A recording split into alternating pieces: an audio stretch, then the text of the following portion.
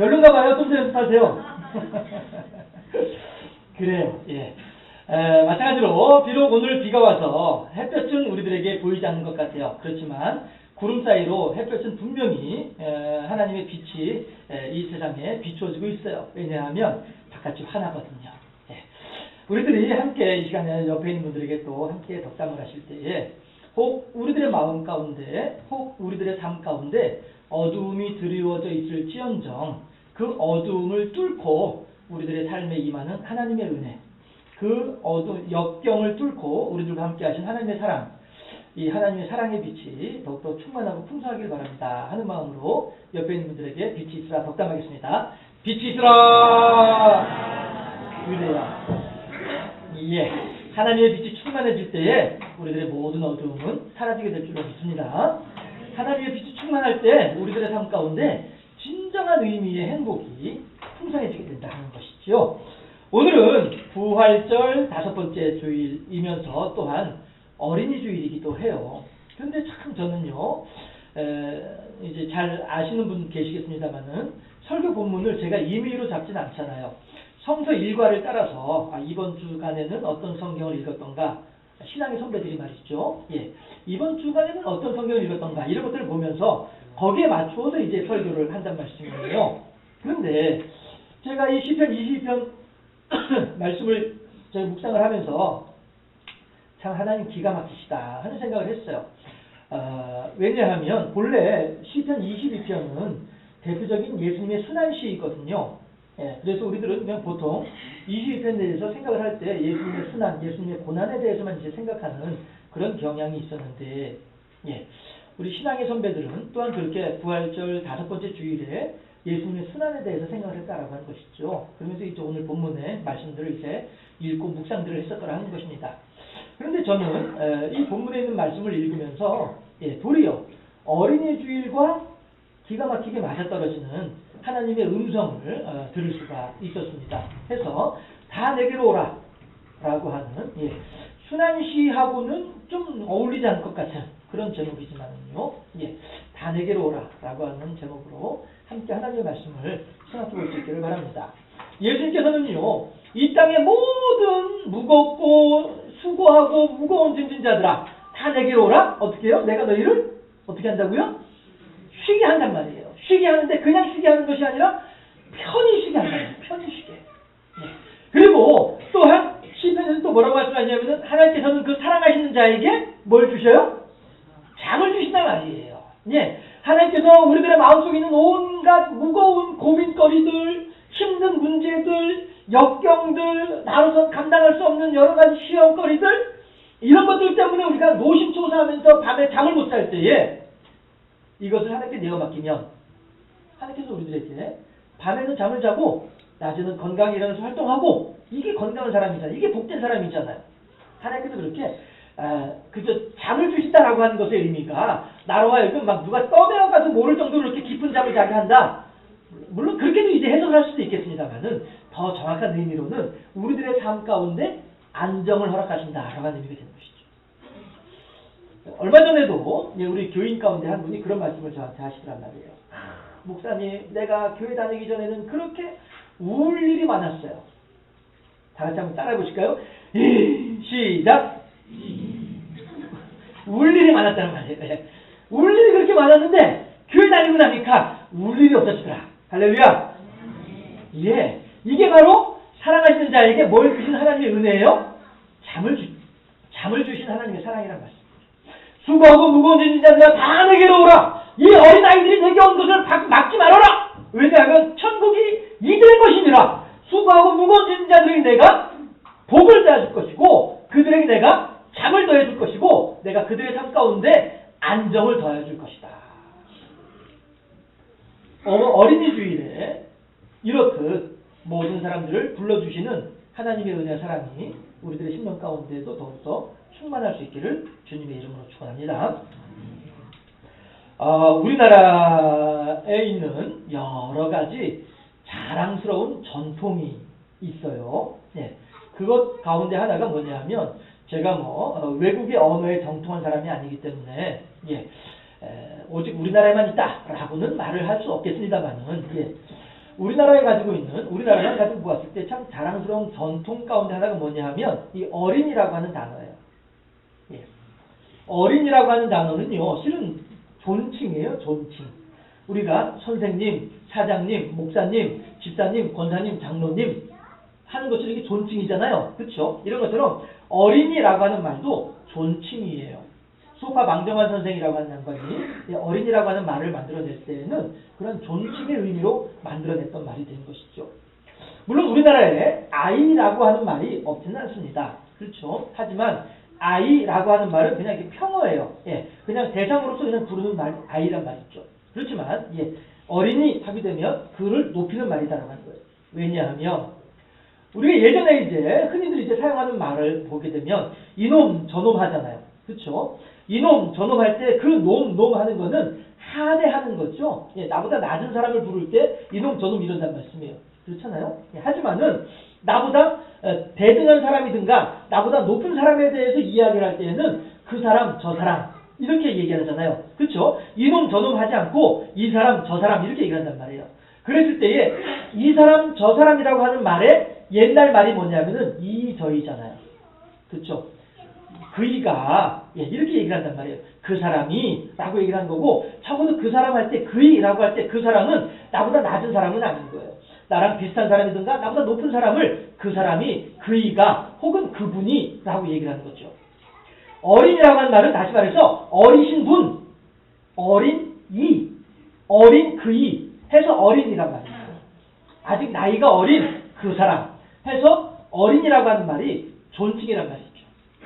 다른 나라에도 이렇게 어린 사람들을 높여주는 말이 있는지 모르겠습니다만은 우리나라에 가지고 있는 아주 아름다운 전통 가운데 하나이다.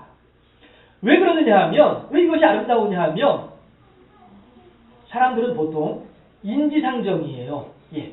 이 자리에 계신 여러분들도 마찬가지고 저도 마찬가지예요. 네, 딱 이렇게 보고서 견주어서 나보다 낮은 사람일 것 같다 하게 되면은 우선 그 사람에 대한 태도부터 달라지죠. 예. 몸짓부터 달라집니다. 예, 어깨를 뒤로 이렇게 쓱 빼고서 그래 목소리가 착 낮아지면서 말했죠. 그래 그렇구나 이렇게 된단 말이에요. 하지만 내가 딱 견주어 보기에 나보다 높은 사람이다 했을 때는 예 그렇습니다. 예 그렇죠. 톤부터 달라진단 말이에요. 이거는 우리 모든 사람들이 다 그래요. 예, 저도 마찬가지고 여러분들도 마찬가지고요. 예 그래요. 그랬을 때에 나보다 낮은 사람에 대해서 우리들은요. 나보다 낮은 사람에 대해서 그에게 가서 무릎을 꿇고 그에게 가서 머리를 숙일 수 있는 것이 어려운 일이 왜냐하면 보통 사람들이 다 그러기 때문인 거예요. 사람들은 대부분 다 나보다 낮은 사람, 내가 만만하게 대해도 좋은 사람, 그 사람들에 대해서 함부로 하는 것이 인지상정이라는 말씀이에요. 어린 사람에 대한 개념도 마찬가지였다라고 하는 것이죠. 그런데 그 예전에 우리나라 근대 초기에 그 혼란스럽고 다들 먹고 살기 힘든 그런 시대에 심지어는 아이들을 갖다가 다른 집에다가 팔아넘기죠. 내 자식임에도 불구하고 갖다 맡기는 거예요. 아이고 내 더 이상 너 밥 먹여줄 수 없다. 너 가가지고 그 집에 가가지고 밥이나 얻어먹으면서 네 알아서 살아라. 보내버리잖아요. 물론 보내는 그 심정도 또 찢어지는 심정이긴 하겠습니다만은 그럼에도 불구하고 그렇게 그 당시에 어린 사람들은 홀대, 박대를 당했단 말이에요.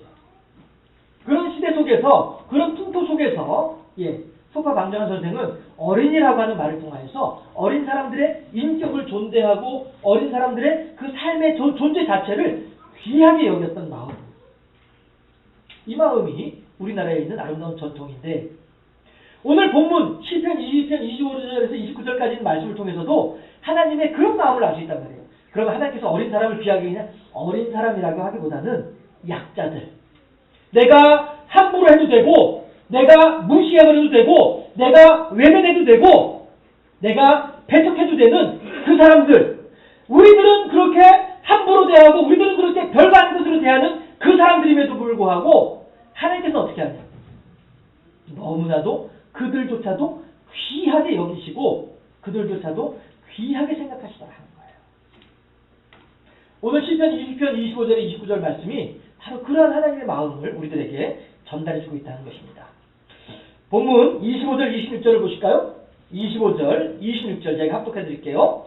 큰 회중 가운데에서 나의 찬송은 주께로부터 온 것이니 주를 경외한 자 앞에서 나의 소원을 갚으리이다. 겸손한 자는 먹고 배부를 것이며 여호와를 찾는 자는 그를 찬송할 것이라. 너희 마음은 영원히 살지어다. 아멘. 자, 이 말씀이 무슨 뜻이냐면요, 우리 모두가 하나님을 향하여서 예배하는 예배 공동체이다라고 하는 것을 이야기하는 거예요. 예, 해서 모든 것이 주께서 우리들에게 주신 선물이기 때문에 우리들이 하나님께 서원을 갚는다라고 하는 말은 내가 있는 것 가지고서 그 중에서 하나님께 돌려드리는 것, 하나님께 드리는 것이 결코 아니라 모든 것이 주님께로부터 왔기 때문에 주님께서 내게 맡겨주신 것이기 때문에 맡겨주신 것 가운데 일부분을 돌려드립니다. 이런 의미가 되는 거예요. 내가 서원한 것을 주님께 갚겠나이다라고 하는 말의 의미는요, 예, 내 것을 가지고 주님께 드리는 것이 아니라 주님께서 내게 맡겨주신 것을 가지고 주님께 드리는 거예요. 내 것이 아니기 때문에 주님께 드리는 것이 또한 아까울 것이 없는 이런 모습이 되는 것이죠. 예.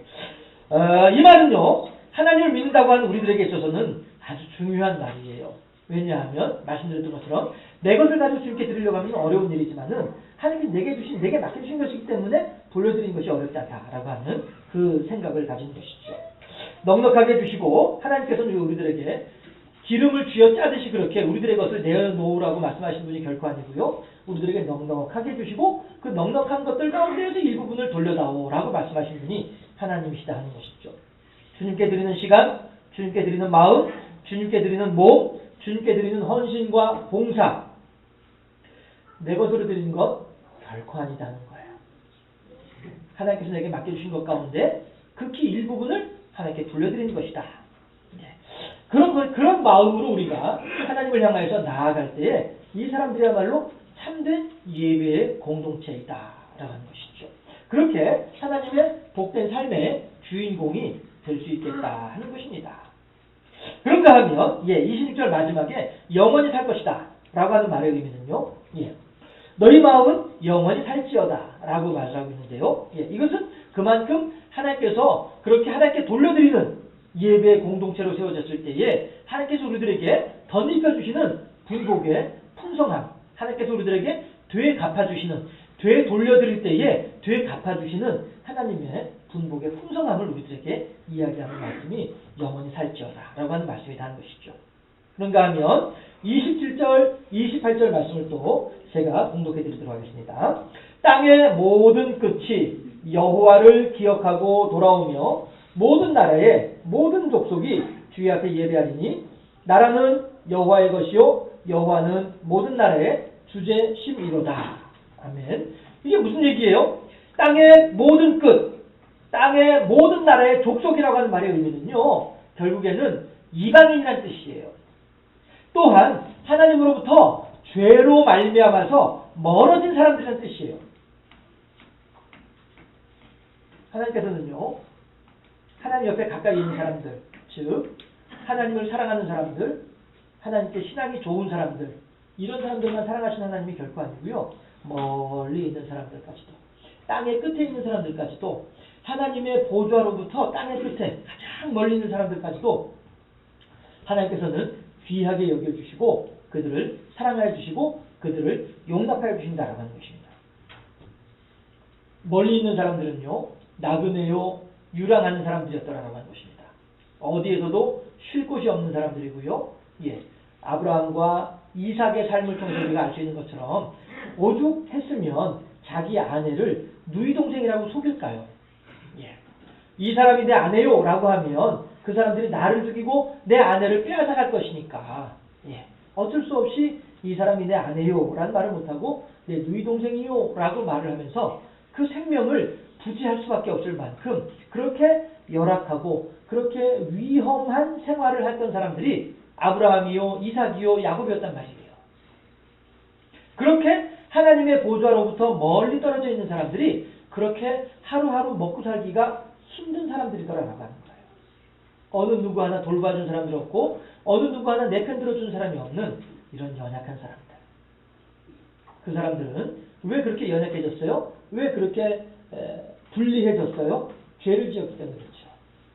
하나님으로부터 멀리 떨어져 있었기 때문에 그렇다고 하는 것입니다. 그런데 오늘 본문 27절 28절에서 하나님께서는 그러한 사람들까지도 받아주신다는 거예요. 다 내게로 오라.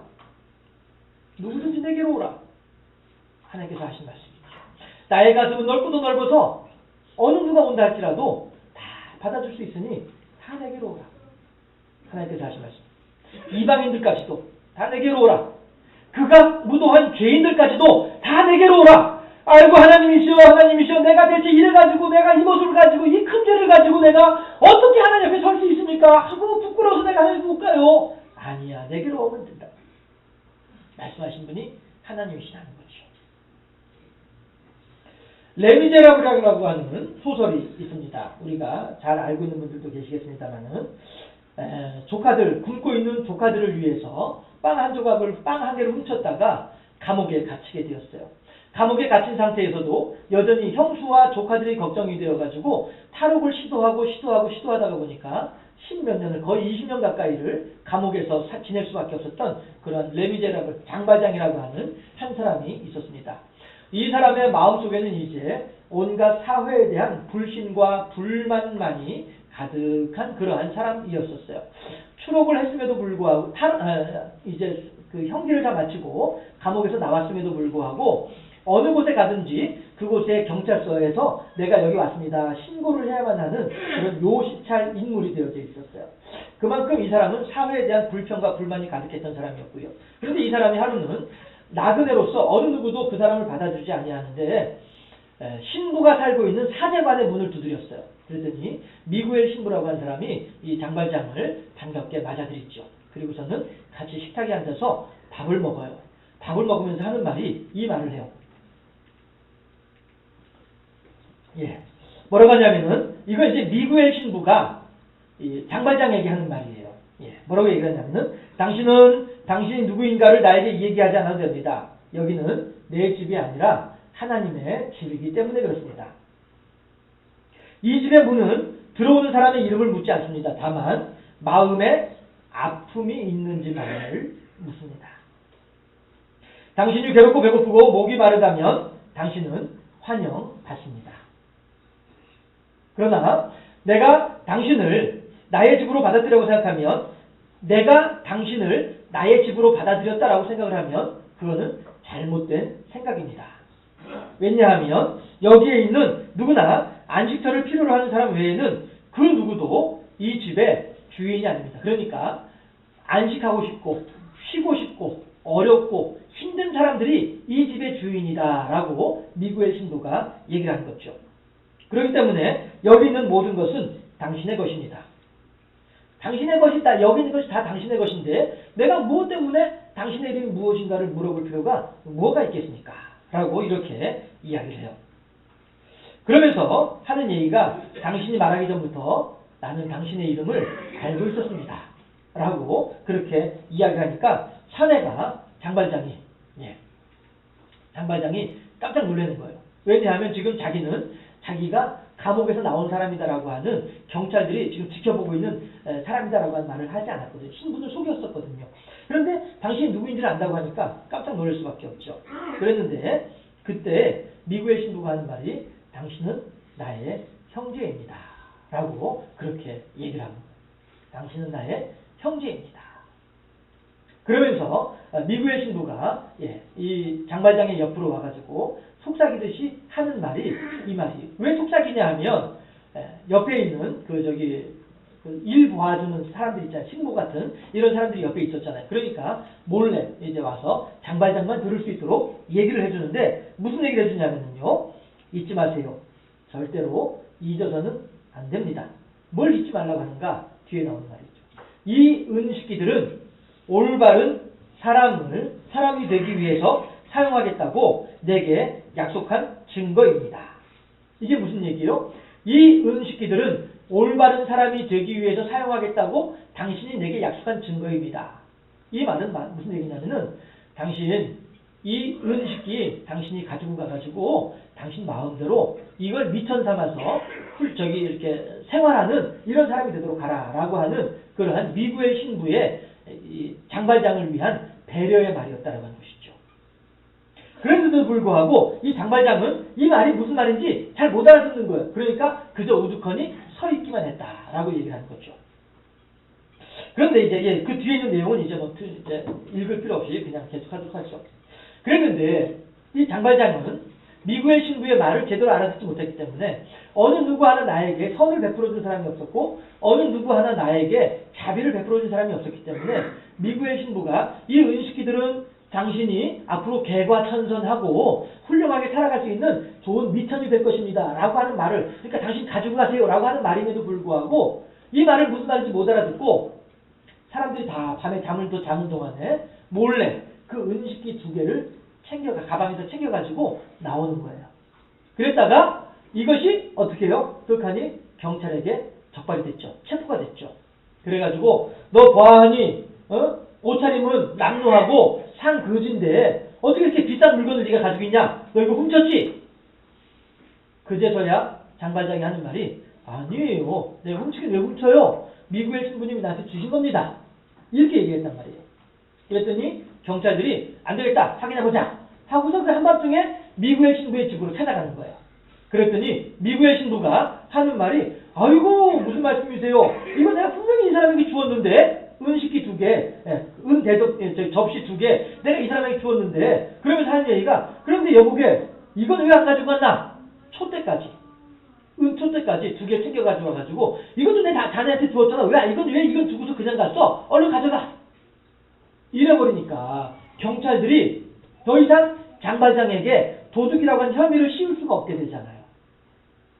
여러분 어떻습니까? 지금 장발장이라고 하는 사람은요, 이 온 세상에서 어느 누구도 환영하지 아니하고 어느 누구도 환대하지 아니하는 해서 온 세상을 향하여서 어느 누구든지 하나 걸리게만 해봐라. 내가 가만히 안 두겠다. 이러한 불평과 불만의 마음만을 가지고 있는, 결코 그 마음이 평안이 없고 결코 그 마음에 하나님의 사랑이 없는 이러한 하나님으로부터 멀어도 너무나도 멀리 있는 사람이 장발장이라고 하는 한 사람이 있단 말이에요. 그런데 그 사람을 향하여서 하나님의 사랑에 충만한 미구엘 신부가 이 집에 들어오는 모든 사람들이 그 마음속에 하나님의 은혜만을 구하는 그런 사람이라고 한다면은 이 집의 모든 것들이 다 그 사람의 것입니다 라고 이야기하는 미구엘 신부가 있었다 보니까 장발장이라고 하는 한 사람이 그 마음이 그 악하고 그 불평과 불만이 가득했고 누구든지 간에 붙잡고서 그냥 상대해서 시비를 걸고 어떻게든 막 해보고 싶어했던 그 불평만 가득했던 사람의 마음이 미구엘 신부의 사랑 앞에서 눈 녹듯이 사라져버리고 말이에요. 왜 그렇습니까? 우리나라에서 전통적으로 어린 사람들을 존중하였던 것처럼 오늘 시편 20편에서 하나님 말씀이 멀리 있는 이방인들까지도, 멀리 있는 죄인들까지도 다 사랑하시면서 다 받아주시고 그들에게 은혜를 더하시고 그들에게 평강을 더하기를 바라시는 하나님의 사랑이 오늘 우리들의 마음속에도 충만하게 임하고 계신 줄로 믿습니다. 이 말씀에 대해서 아멘으로 화답할 수 있는 우리 모두가 되어지게 하신 것이 오직 하나님의 은혜이다라는 거죠. 모르겠습니다. 어쩌면 마음속으로나마 아니면 그러니까 마음속으로조차도 이 말씀에 대해서, 제가 선포한 이 말씀에 대해서 동의할 수 없노라. 무슨 얘기냐? 내가 무슨 하나님으로부터 사랑을 받았다고 하느냐? 내가 무슨 은혜를 받았다고 하느냐? 난 아무것도 없다. 혹시 그렇게 생각하시는 분들이 계실런지 모르겠습니다만은, 그럼에도 불구하고 우리들은 다시 말씀드리면 아무리 내가 방 안에 있으면서 밖에 비가 안 온다 한들 밖에 비는 내리는 것은 분명한 것처럼 무슨 소리냐 나는 하나님의 사랑 모르겠다 라고 하는 사람이라 할지라도 하나님은 여전히 그런 사람들까지도 사랑하고 계시다 라고 하는 사실이죠. 우리가 그 사실을 마음에 깊이 간직할 수 있기를 바라겠고요. 어쨌든지 간에 중요한 것은 이것입니다. 하나님께서 우리들에게 어린이날을 주시고 하나님께서 우리들에게 시편 20편 말씀을 주시고 하나님께서 우리들에게 마음속에 감동을 더하시려고 말미암아 이게 그 어린이와도 같이 존중받지 못했던 사람이었고 마치 장발장과도 같이 어디에서도 환영받지 못하고 온갖 슬픔과 불평과 불만만 가득했었던 우리들의 삶이었음에도 불구하고 하나님께서는 그 먼데 있는 사람들까지도 다 불러서 함께 하나님의 은혜 가운데 거할 수 있도록 해주신 것처럼 우리들도 그렇게 사랑하여 주셨다라고 하는 변할 수 없는 진리의 말씀이 우리들에게 선포되어진다라고 하는 사실입니다. 마지막으로 29절 함께 합독해 보도록 하겠습니다. 시편 22편 29절 말씀 함께 합독해 보도록 합니다. 29절 말씀. 세상의 모든 풍성한 자가 먹고 경배할 것이요 진토 속으로 내려가는 자 곧 자기 영혼을 살리지도 못할 자도 다 그 앞에 절하리로다. 아멘. 무슨 얘기입니까? 이미 하나님을 잘 믿고 있는 사람들, 이미 하나님과 아름다운 사랑의 관계에 있는 사람들, 이 사람들에게 하나님께서 풍성한 은혜를 더합입혀 주시는 것은 당연한 일이다라고 하는 것이죠. 그 다음에 진토 속으로 내려가는 자는 어떤 사람들이에요? 슬픔 가운데 빠져있는 사람들입니다. 다시 말해서 하나님을 믿지 못하는 사람들입니다. 또한 자기 영혼을 살리지도 못할 자, 어떤 사람들이에요? 하나님을 외면하는 사람들입니다. 우상 숭배 가운데 빠져서 하나님을 향해 경배해야만 할 그 시간 속에서 우상 가운데 들어가 있는 그런 사람들까지조차도 하나님께서는 사랑해 주신다는 거예요. 그러면서 하나님의 은혜 가운데에서 하나님의 어떤 사랑하심의 증거 가운데에서 그런 자들조차도 돌아오게 될 때에 그 앞에 절하리로다. 하나님 아버지 앞에 절하는 때가 올 것이다. 하나님의 구원의 역사가 그들에게도 적용되어질 것이다. 나를 사랑해 주신 하나님의 사랑 앞에 더욱더 감사하며 이 커다란 은혜, 우리가 감당할 수 없는 만큼의 풍성한 사랑 가운데 거하는 복되고 아름다운 우리 모두가 되어질 수 있기를 주님의 이름으로 축원합니다. 기도하겠습니다.